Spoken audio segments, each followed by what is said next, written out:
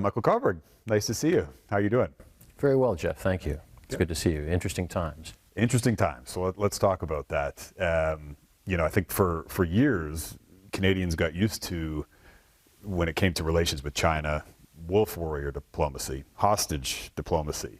But the tone of that diplomacy has really changed recently. You've written that China is sweet-talking us.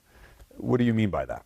Essentially that it's a change in tone, but not a very significant change in substance. But it does matter. It is, when Prime Minister Carney and President Xi talk about it as a turning point, it is in the sense that it's a signal from Xi Jinping on down that it's okay to talk to the Canadians again. And they've essentially been freezing us out for the last several years. That is an important step in progress, which I agree with. But, and there's a big but, that's all happening in the context of a very difficult geopolitical situation where China and Russia are pursuing objectives that are ultimately hostile and problematic to not just Canada, but to all Western democracies. If you were advising the Canadian government on that, how should they proceed as they look to, rehabilitate this relationship with Beijing?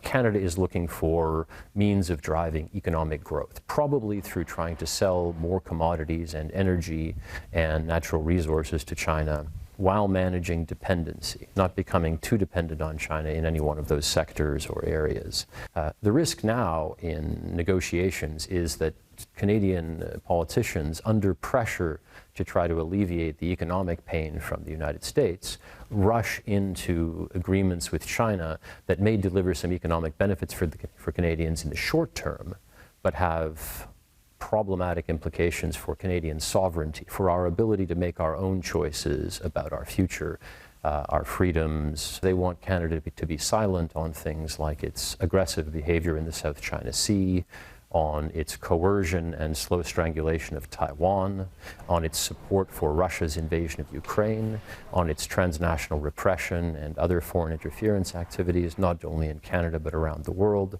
It wants to essentially buy our acquiescence and silence on that, and that's a very dangerous exchange. So does this sort of warmer tone from Beijing signal perhaps an end to things like foreign interference, in your estimation?